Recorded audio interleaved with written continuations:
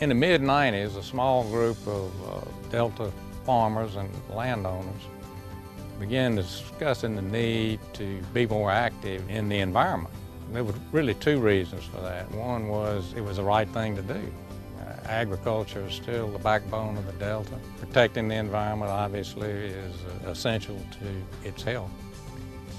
But there was another reason, and the other reason was that as time passed and regulating agencies became more active in regulating the environment, that if we could establish a group that was able to establish some viability, that we would be able to sit down at the table with these folks when it came time to make our rules concerning our environment.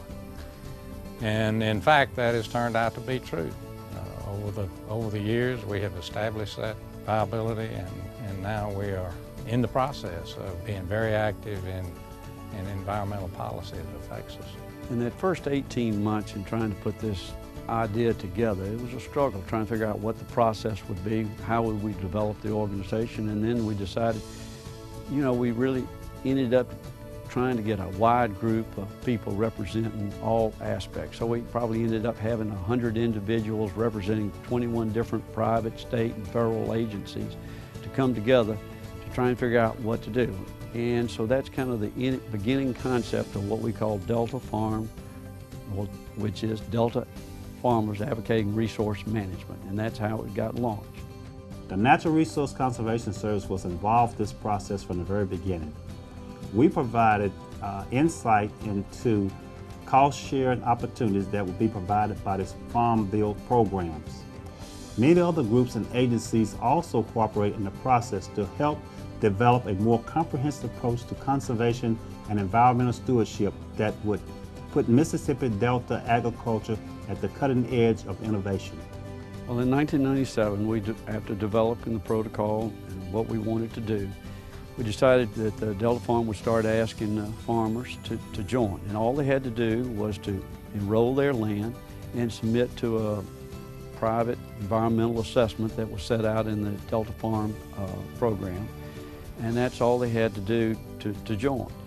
And I guess we figured that by targeting the landowners and trying to get them to sign up to do this, it would do a couple of different things. One, it would get them to think about what it is they're doing on their own farm. It also gave us the chance to be able to show as a whole, not as individual farmers, but as a group, what we were doing environmentally in this Delta region. And then we could work with the state and regulatory agencies by being able to be at the same table with them and developing different things that we would like to see happen for best management practices down the road. And it would also help incentivize the producers to be able to think about doing more on their land based upon these principles and ideas that have been developed at that table to go forward. The biggest problem we had then, would the farmers join, and could we be able to administer this program free of charge to the producers and be able to get the sponsors to help support this program? As this small group of Delta farmers and landowners began planning the organization, it became obvious to us not only would this organization benefit the farmers and the environment in the Delta, but it would also benefit some of the allied businesses that depended on these farmers. And we enlisted the help of sponsors early on, 4 in particular that are still with us after 10 years. Those 4 being Novartis, FMC, Delta and Pine Land Company, and Farmers Grain Terminal in Greenville. They've been very loyal to us, and I think realize the benefit of the good works that the organization does. Syngenta has been a proud partner of Delta Farm since its inception because we understand the importance of natural resource management for the future of farming. Our environment and the livelihood of farming is dependent on sustainable agriculture. This is why our partnership with Delta Farm is such a great fit. Well, in the spring of '98, we launched a pilot program to try and enroll the farmers. And in a very couple of months, we signed up over 160,000 acres. Well, it didn't take long to figure out that this was going to be a success. Right after that, we continued to moved forward, and in October 10th of 1998, we launched Delta Farm. We're one of the first groups, farms in Bolivar County to join Delta Farm. We recognized early on that through the evaluation process, we were doing a lot of things that was advocated, but there was also room for improvement in the operation. As we began to implement these practices on our farm, and through an evaluation process, we were able to improve our score. And as time moved on and we were able to institute more of these practices, then our score improved.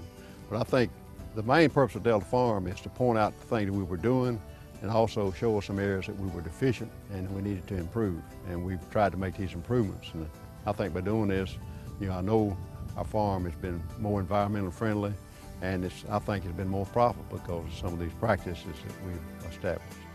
The Department of Environmental Quality has partnered with Delta Farm since its first beginnings. It wasn't until, however, Delta Farm was appointed to serve on the Yazoo River Basin team that we truly appreciated the role that Delta Farm served in helping us address water quality issues in the region. Delta Farm took on several projects to address water quality in the Delta, and through their efforts they confirmed what we thought. They confirmed that through voluntary approach we could address environmental concerns in the region. In fact, one of the projects, the Bee Lake project, has become a model for future agricultural projects in this region.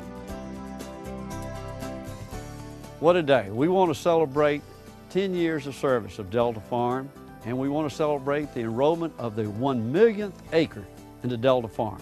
What a great achievement. This tells us we've met a lot of the goals that we have aspired to attain. And we want to thank all those that have made this possible. We want to thank our sponsors, our grantors, and all those that have provided the technical assistance for over the years. And we want to especially thank the landowners and farmers who have enrolled, who have seen the vision to ensure this land will be here for our future generations.